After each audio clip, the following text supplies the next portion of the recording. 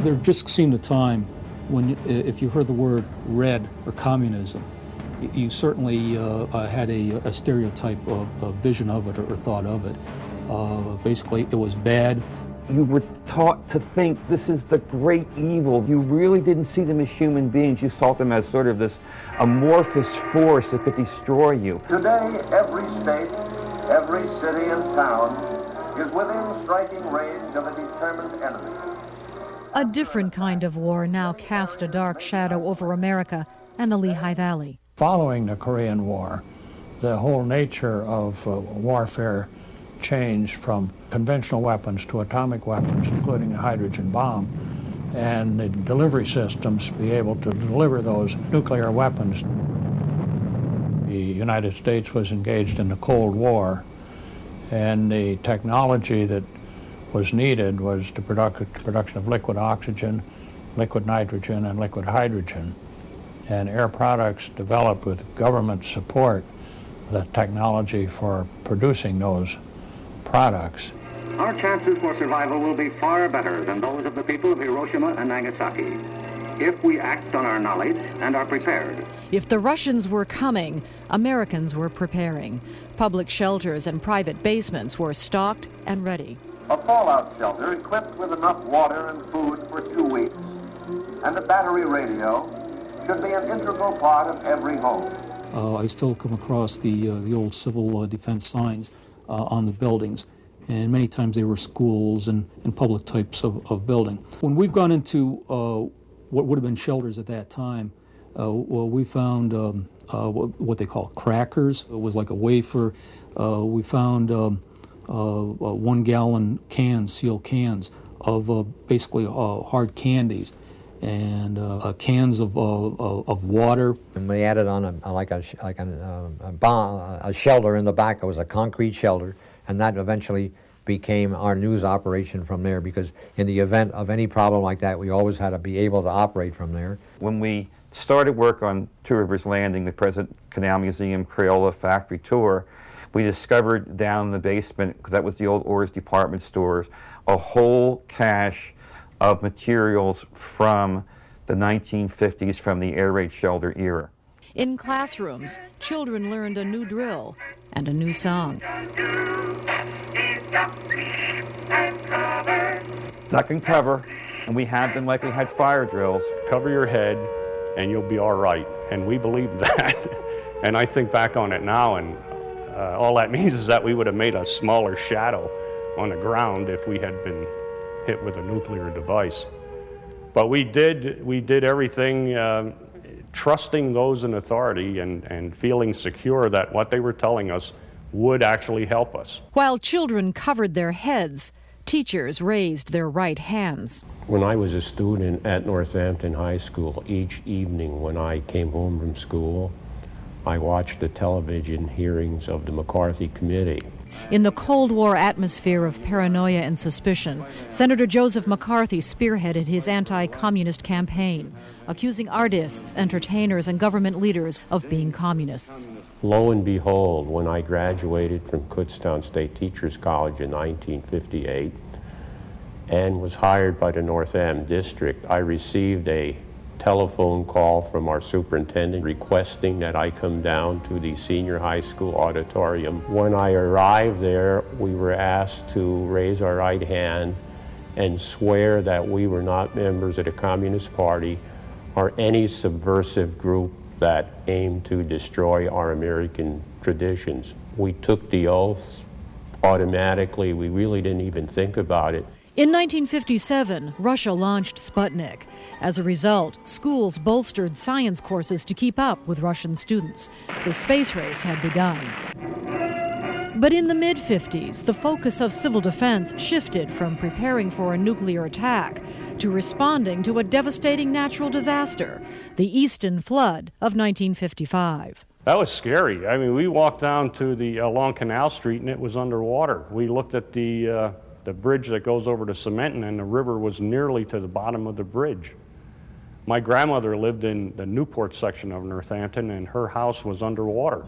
I can remember a person that was selling me encyclopedias in the morning and out in the boat in the afternoon. This is true, out in the boat in the afternoon, helping to rescue people. That's what the 55 flood was. The high water mark there was that, the water came up so high. I mean, in Easton, it came all the way up to the Hotel Easton.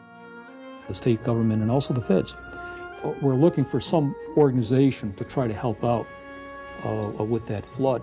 Somebody took a look at the Civil Defense Organization and started saying, well, they're there for the nuclear threat, but they might have some type of impact, and they might be able to do something for other concerns, whether they be man-made or natural.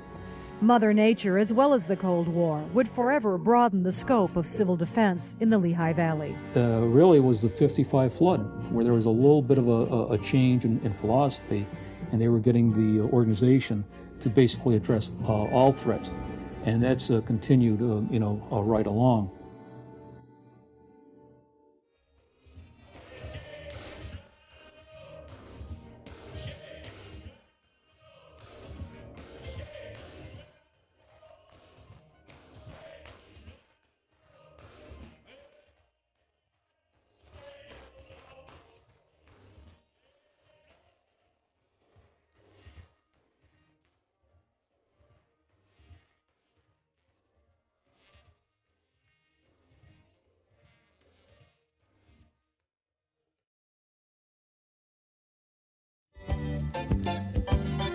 You enter and you saw chandeliers, you saw marble floor, you saw gold leaf moldings on every fixture. It was a store like no other, Hess's in downtown Allentown.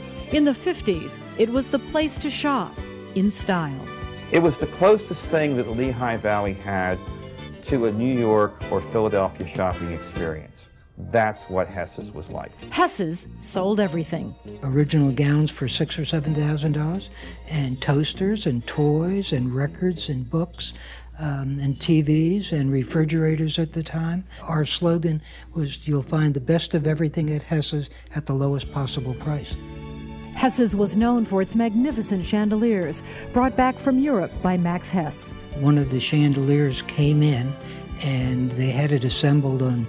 They worked all night, and it was a copy of a chandelier from Versailles, and it was humongous. And he said, do you like it? I said, oh, God, it's magnificent. He said, that's good. He said, there's 68 more coming. There were 60 chandeliers on the first floor, crystal chandeliers. They were about 12 feet tall. Eventually, they were sold. We were the first store in America to have talking elevators. They were self-service, talking elevators, and you'd push number 2, and the elevator would take you to 2 and say, second floor, women's fashions. Another attraction was Hess's world-famous restaurant, The Patio, where even the sugar was colored the store's trademark red, green, and blue. This was one of the dreams of Max Hess. He loved to eat. People waited hours to get into the restaurant. There was a children's menu that if the child ordered something warm, it was brought out in a stove. A little miniature range, and they'd bring a little miniature range out to you, and they'd pull the portion of the miniature from the miniature range and give it to you like it just been cooked in that. If it was cold, it was brought out in a refrigerator, and they had special desserts for children. And one of the most famous things all that was strawberry pie, which was weighed about 12 pounds, believe it or not, and we had it on the menu 12 months a year, and we flew strawberries in from all over. They had to be giant strawberries. Hess's was also known for its Christmas displays, fashion and flower shows, and surprise celebrity visits. Every Saturday, we brought in a guest celebrity, never announced it, and at 11 o'clock you would hear, will Rock Hudson please come to the men's clothing department, and all of a sudden you would see 6,000 people screaming, and there was Rock Hudson in the men's clothing department, or Zsa Zsa Gabor. Just never knew who you would see at Hess's. Hess's was also known for its sales. We used to run what we called the cleanup once a month. It started at 10 till it was gone. By 11 o'clock, most of this merchandise was gone, and it had to be priced to get. I mean, there were thousands and thousands of people. I saw people fighting over men's pants and ripped them in half. People actually had fist fights over TV sets that were on sale for $10, or a radio for $5, or men's suits for $5. We used to do broadcasting from the store. And that was always a big thing. And, you know, when they'd have their big sales, I would go down to see what the response was of people trying to get in the front doors, make sure nobody was injured. We were the first store in America to sell gold pieces, and we had people in New York at the gold exchange on Sunday night, bought the gold. We drove it into Allentown, and we discounted gold 30% off the price. We only had so many. People were waiting all night long, TV cameras. What department store in America would buy gold and discount it? In the 50s, Hesses helped put the Lehigh Valley on the map. When people traveled and said they were from Allentown, the first thing you would hear out of somebody's mouth would be, "That's where Hess's department store is, isn't it?" 1, 2, 3 o'clock, 4 o'clock, rock. 5, 6, 7 o'clock, 8 o'clock, rock. 9, 10, 11 o'clock, 12 o'clock, rock. We're gonna rock around the clock tonight. Put your glad rags on, join me home. We'll have some fun when the clock strikes 1. We're gonna rock around the clock tonight. We're gonna rock, rock, rock till broad daylight. We're gonna rock around the clock tonight.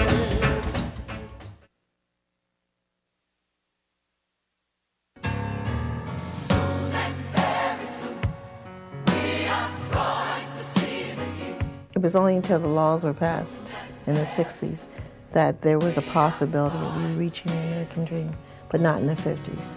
You knew your place. While the 50s was a prosperous time for many, others faced barriers in achieving the American dream.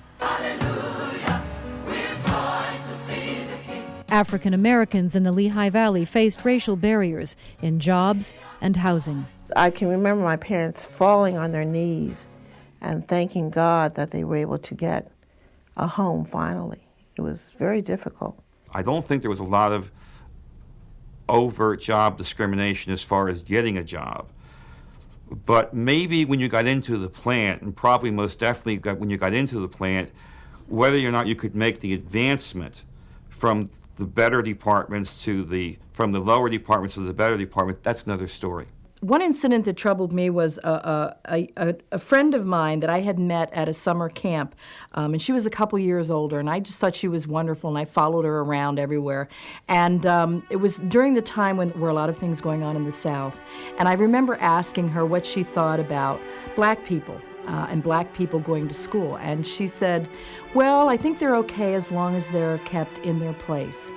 And I remember having a very funny feeling in my stomach. I don't know at that time that I identified what that was, but I never followed her around again. As children, I think we always felt that there should have been more tolerance, there should have been more understanding. Racial barriers even existed for minorities trying to keep cool on a hot summer day. My mother, Elizabeth Beville, was head of the NAACP at that time, first female president. We went to go swimming, and African Americans were not allowed to swim in the pool at Dorney Park. So they protested and they marched out to Dorney Park. And it became a court case, and the judge ruled that they had to allow us to go swimming in the pool. But the owner stated the fact that he was making the pool, he had future plans for the pool, and that he would be making the pool. He was going to put sea lions and seals in that pool, rather than allow African Americans to swim in the pool. And it amazes me now because I see how that park has grown tremendously. It's called Wild Water Kingdom now. And I look at the buses that come to that park, and they're filled with African Americans who come from predominantly churches in New York and New Jersey and everywhere. For all they endured in the 50s, African Americans in the Lehigh Valley established strong communities, made their own fun, and found strength through family and church. So it was a great support system. That was the fun. We had picnics, we had block parties, we had great socials, and we had our cotillions and our banquets. And so we weren't missing out on anything. We were having a great time. The part that became the racism was when we went to school. And there were no African American teachers there to encourage you. The encouragement basically came from your home for you to do well. In 1954, the U.S. Supreme Court ruled that segregation in public schools was unconstitutional. Education was key. You had to be prepared. You had to also not only be prepared to get a better education, but you also had to have a certain amount of perseverance.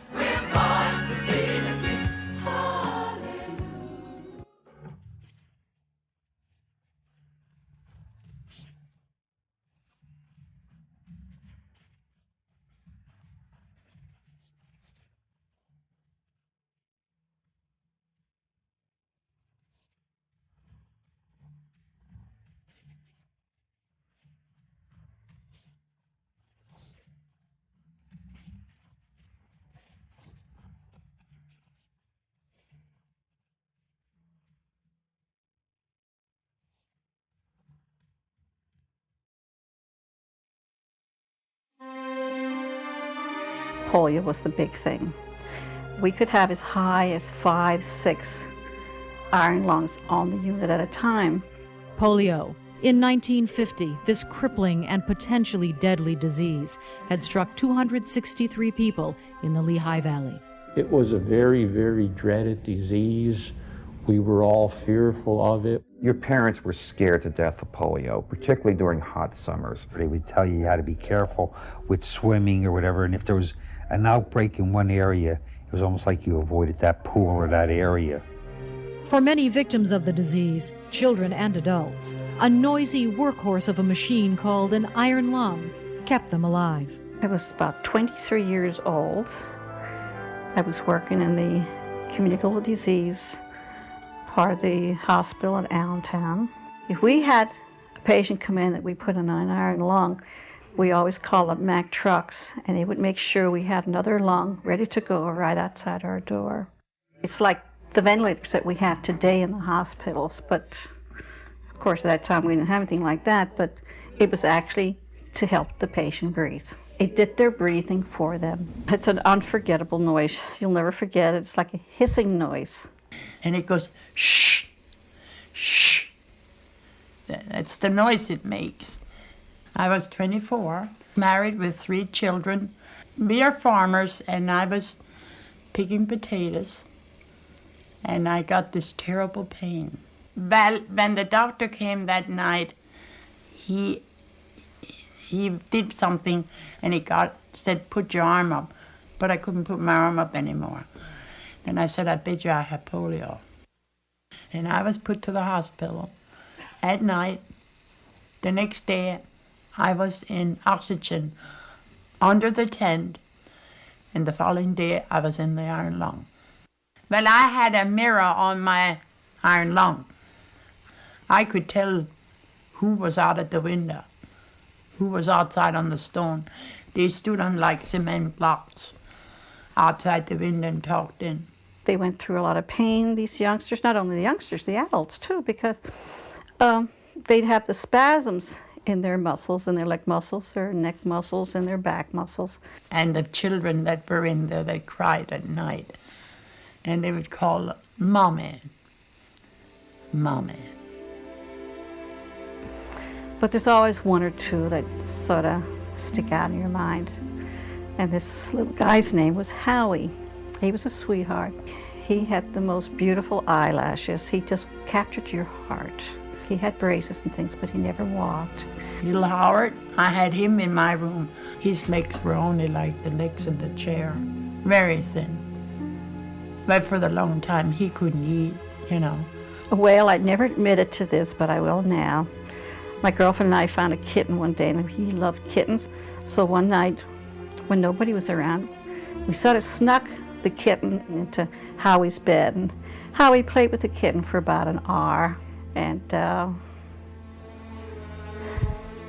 he had a great time with it. He lived to be, I think, 13 or 14 years old, and the mother told me that they found him dead in bed one morning. Apparently he died of some kind of a heart problem, which affects these youngsters too.